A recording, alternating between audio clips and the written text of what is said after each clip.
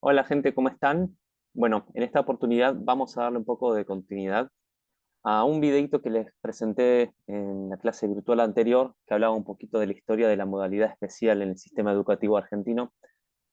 Bien, vamos a seguir en esa línea de la modalidad especial, de cómo se fue conformando a lo largo de las clases, pero me parece interesante en esta oportunidad también de clase virtual poder pensar un poco en el marco histórico o en esta línea de tiempo de dónde viene la educación especial en sí misma para después conformarse en una modalidad del sistema educativo. Entonces, vamos a hacer un breve repaso a través de algún compendio de autores y de autoras y de registros que tenemos hasta el momento para poder situar y caracterizar un poco la educación especial a lo largo del tiempo.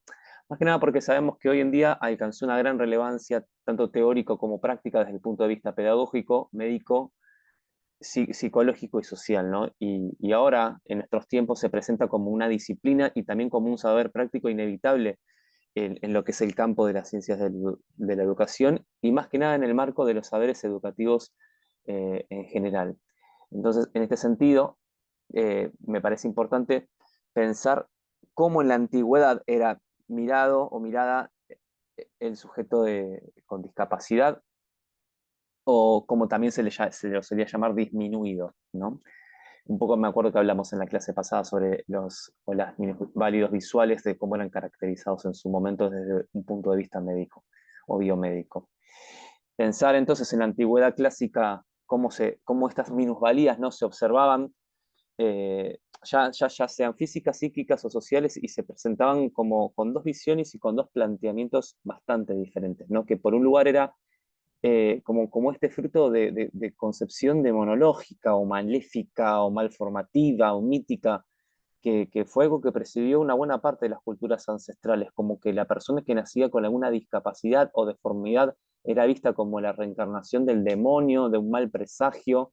Entonces, lamentablemente, se tomaban acciones drásticas, quitándole la vida en casi todos los casos a estas personas, ¿no? Y en un segundo lugar, que es más científico o más naturalística, más naturalista, perdón, entendiendo que las deficiencias son una patología interna del organismo y no desde una mirada espiritual o mística, por decirlo de alguna manera. Esto no fue siempre así, obviamente que a lo largo del tiempo, o al pasar los años y las sociedades se fueron conformando, en grandes civilizaciones hubieron diferentes paradigmas. Uno de ellos, recordarán, es en la Mesopotamia antigua, donde toda terapia del mal debía comenzar con algo que se llamaba Shurpu, que es como un ritual babilónico que examina este origen de las primeras dos partes que vimos antiguamente, que tiene que ver con este origen del mal, ¿de dónde viene? Entonces se trataba como de un interrogatorio donde sacerdotes, magos, médicos, especialistas de la tribu, de la civilización, le realizaban a la persona con esta discapacidad para averiguar cuál era la causa de este mal que traía, ¿no? Entonces, en este punto, la medicina estaba más abocada a cuestiones de pócimas mágicas o cuestiones religiosas, de creencias y de fe. Y el fin era rehabilitar al individuo, pero con la intención de reconciliarlo con el mundo y con Dios y con el bien. Entonces, esta terapia era esencialmente una auténtica psicoterapia, como en la actualidad sigue existiendo psicoterapia, o quienes dicen psicomagia, y me hace acordar a algunos autores como Castaneda o Jodorowsky. No sé si habrán leído o escuchado, recomiendo un poquito ese tipo de perspectivas del ser humano y del ser. Entonces, bueno, como que les decía que la terapia era puntualmente una psicoterapia, y donde el paciente se tenía que convencerse de que tenía sus males y sus sufrimientos eran consecuencias de un pecado. Esto me hace acordar mucho a las cuestiones religiosas, ¿no? Del catolicismo, de cómo uno tiene que estar todo el tiempo en constante redención para con el Dios o con no sé, con el referente espiritual de cada religión, ¿no? Me parece interesante entender esto porque operó a lo largo de muchos, muchos años, pero también a lo largo de muchas civilizaciones como la egipcia, en donde, bueno, por un lado, cuando hablamos de Egipto, en otras materias de los profesorados, siempre hablamos de la educación y de Egipto como uno de los pilares en función al origen de la escritura y de la lectura, más allá de los sumerios, ¿no? En este 3000 aproximado antes de Cristo estaban estos escribas que quienes, bueno, tanto el arte como la ciencia y la cultura iban siendo traspasadas ya no de tanto de manera oral, de generación en generación, sino a través de los papiros y de las tablillas, etc. Entonces el arte, la ciencia, la cultura y la vida entera están penetradas desde de un sentido religioso trascendente, ya como veníamos hablando desde los mesopotámicos, ¿no? Y una de las cuestiones más significativas tal vez de esta religiosidad está principalmente ligada a la idea de la inmortalidad, ¿no? Más allá de las películas que hemos visto de la momia o de algún film donde siempre se momifica a alguien y se hace algún ritual para que pase a otra vida y que después pueda reencarnar, que traiga las plagas o que traiga, no sé, la paz al mundo.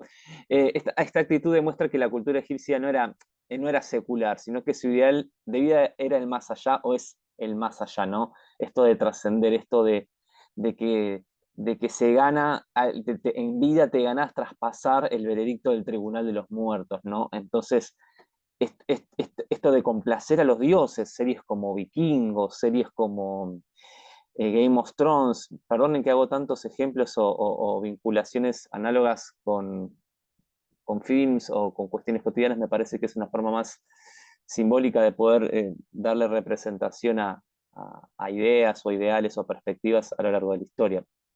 Entonces esta actitud de complacer a los dioses llevó a una actitud ética que favoreció un poco la comprensión de estas minusvalías físicas y psíquicas en un cierto grado de las que estábamos hablando al principio. ¿Por qué? Porque acá, si se está hablando de que se le hacen preguntas, ¿se acuerdan que recién estábamos hablando de los mesopotámicos que se le hacían preguntas a los magos? Si vos tenías algún tipo de cuestión interior, bueno, ¿cómo hacer para redimirte y ganarte el cielo o ganarte la reencarnación o ganarte pasar una otra vida con ciertas condecoraciones, etcétera? Y yo acá tengo la trilogía, ¿no? Tengo la Mesopotamia, tengo Egipto y me faltan los griegos.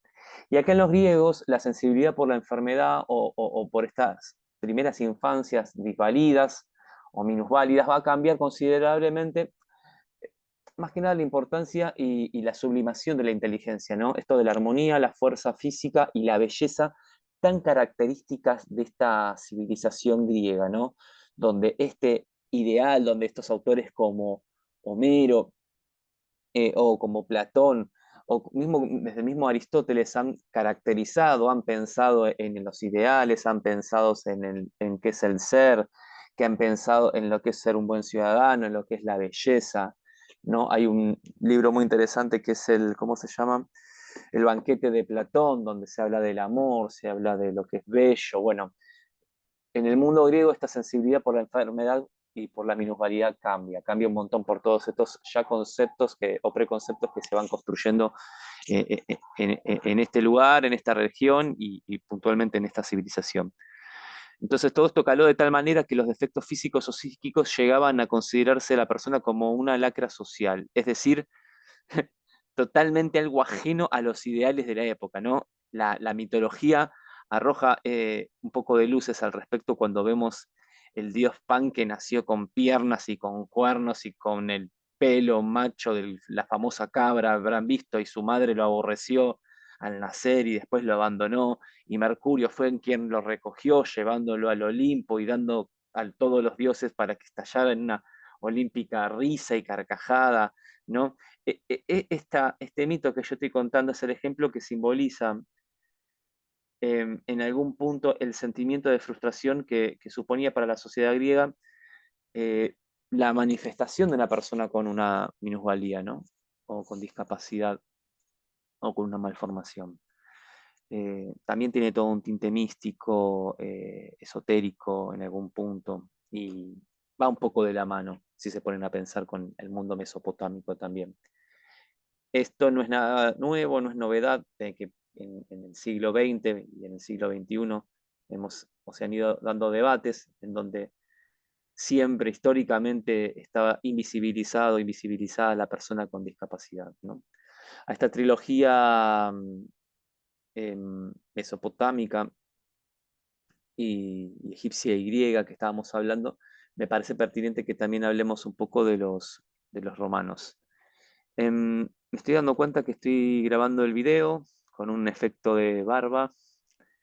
Denme un momentito. Vamos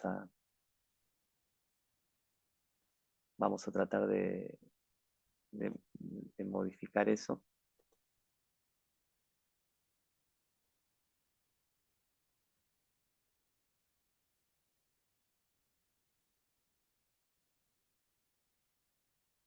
Ahí está.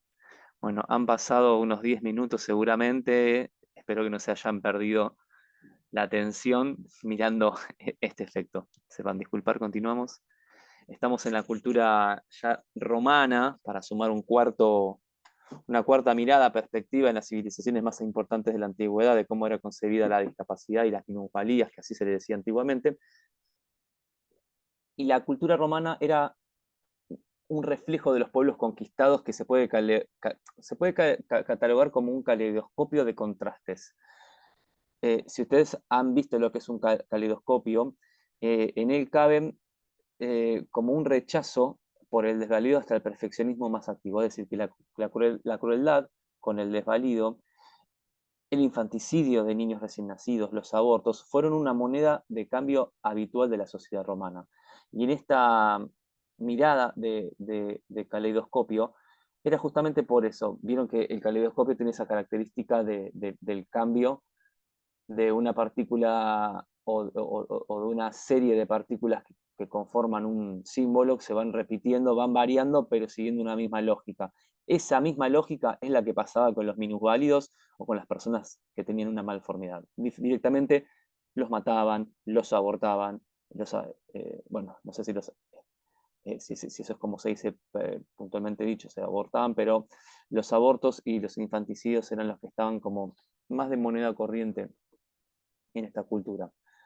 Me parece muy llamativo que, al menos según los registros, que no había tanto diálogo desde el punto de vista de las costumbres y las tradiciones entre una civilización y otra, y sin embargo siempre la persona con, con una discapacidad o con una malformación, una minusvalía, como venimos repitiendo, era directamente nada, consecuencia o causa para que la consecuencia sea el asesinato de esta persona.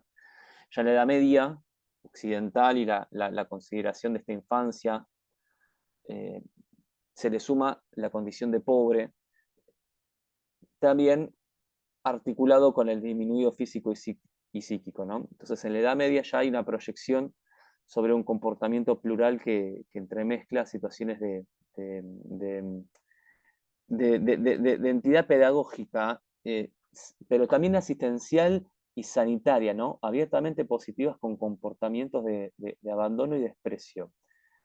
Y esto era más que nada por las minusvalías físicas y psíquicas, pero esto también pasaba con las personas pobres o, o con las personas no, poco alfabetizadas, por decirlo de alguna manera. Entonces, acá no cabe duda, ¿no?, que la pedagogía patrística, por decirlo de alguna manera, contribuyó a generar un optimismo pedagógico que se pueda apoyar en la fe y en la dignidad de la persona humana. Entonces acá, paralelamente, el derecho romano estaba cristianizado y la legislación canónica fueron creando un corpus legislativo que favorecía el cuidado y la protección de la infancia. Y es acá donde nosotros y nosotras tenemos que poner el acento o hacer un punto de inflexión: la debilidad física y mental en la Edad Media. Es decir, que en esta época ya hay una legislación, ya hay un parlamento que empieza a operar en favor de estas personas, entendiéndolas como sujetos que necesitan cierta atención asistencialista y no directamente mandarlos a la horca, ¿no? Entonces me parece que acá empieza a aparecer ya un cambio de paradigma, pero pongamos un punto antes de seguir, o una reflexión. Estamos hablando de la Edad Media, ¿sí? De todo lo que veníamos hablando hasta ahora hacia la Edad Media, pasaron más de 3.000, 4.000, 5.000 años en algunos casos. Ya a partir del 3000 a.C. con los egipcios y demás es un poco más chica la brecha. Pero fíjense que recién hasta la Edad Media es cuando podemos empezar a hablar de, de un Estado o de representantes del pueblo que se empiecen a encargar de las personas con minusvalías o de las personas con necesidades sociales, alimenticias, etc. Entonces, esta Edad Media, que si la tenemos que situar a lo largo del tiempo, la tenemos más o menos en el 400, 500 después de Cristo, obviamente hasta la llegada de Cristóbal Colón a fines del siglo, a fines del siglo XV a América. Fíjense que tenemos de los egipcios, de los mesopotámicos que hablábamos en la antigüedad, hasta este nuevo paradigma o esta nueva forma de entender en el medioevo, la Edad Media, pasaron mucho más de 3000 años. Entonces yo no puedo dejar de pensar en la cantidad de personas, de miles de personas que han sido totalmente masacradas, silenciadas, asesinadas, desaparecidas, invisibilizadas y un montón de adjetivos más a lo largo de la historia.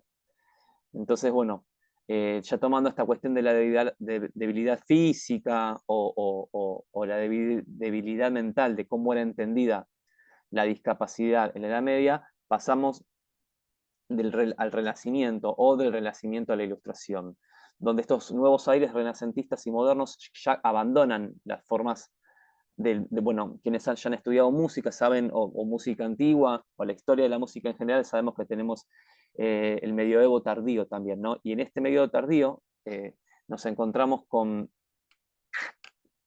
con estos abonos de las reformas de la escolástica tardía y el abrigo de los nuevos descubrimientos científicos, ¿no? Y culturales. Y acá va a empezar a ponerse en tela de juicio estos paradigmas antropológicos y pedagógicos que se vienen sosteniendo hasta ahora. Y estos nuevos tiempos van a empezar, o van a empezar como eso que hablábamos, ¿se acuerdan de andamiaje? ¿No? Van a empezar a, a darle como a este edificio de la educación como cierto sustento, ¿no? Y estos nuevos tiempos que empiezan a conformar ya los sistemas educativos, no tanto por la sublimación a transmisión de los valores tradicionales, como por el propio redescubrimiento del hombre como sujeto y como principio de educación, sino como una cuestión que va a abrir unas posibilidades inusitadas para aquellos colectivos que hasta entonces no habían tenido acceso a la educación. Tal es el caso de algunas minusvalías físicas, sociales y culturales que pasaban en la Mesopotamia o en el Egipto antiguo que estábamos hablando. Fíjense que en la confección de la escuela moderna, que la podemos situar alrededor del siglo XVI, ¿no?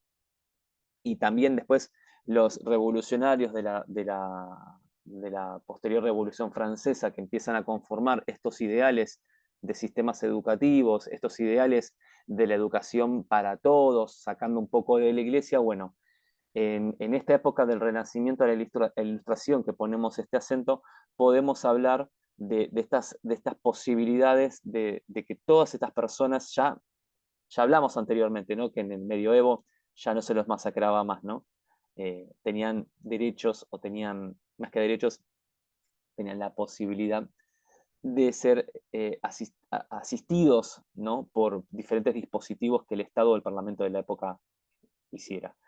Ahora ya en esta época del Renacimiento de la Ilustración nos encontramos con un acceso a la educación y me parece que ahí empezamos a decir, epa, ya estamos hablando un poco de la educación especial. Un poco, no es que estamos hablando de eso propiamente dicho, sino que estamos empezando a hablar de cómo dejan de asesinar a un pibe que tiene una discapacidad a empezar a entender que no, eso no es una cuestión de elección, no es una cuestión de pecado, no es una cuestión kármica, sino que es una cuestión patológica o característica del sujeto que tiene que ser asistido y que tiene que ser abrigado por el aparato del Estado.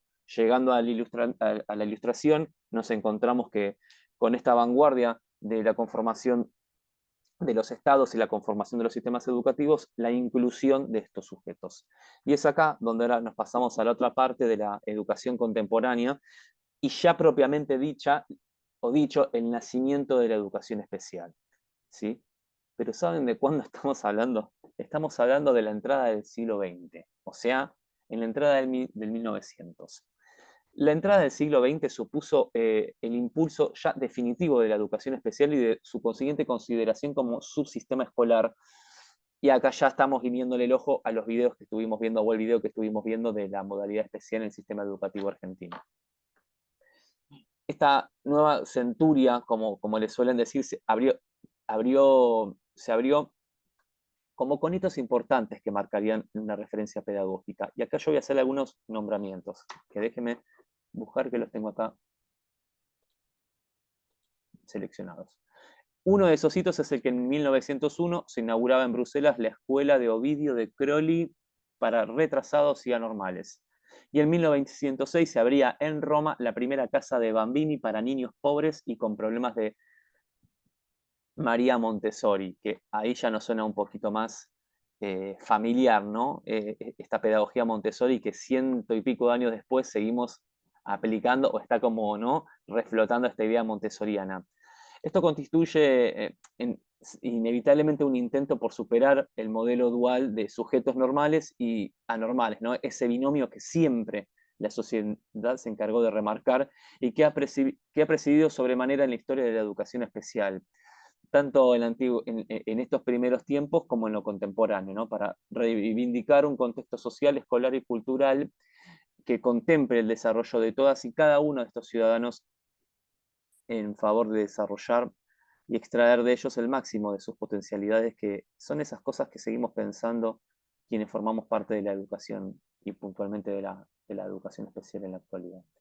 Entonces, esta educación contemporánea o el nacimiento de la educación especial, que como acabamos de citar algunos hitos que son a principios del siglo XX, si nos ponemos a pensar el recorrido que hicimos hasta ahora y los hitos de la educación especial, estamos como recién naciendo como concepto o como perspectiva o como idea de educación de estos ciento y pico de años. Tenemos más de 3.000, 4.000, 5.000 años con estos debates y recién hace ciento y pico de años podemos empezar a hablar de educación especial.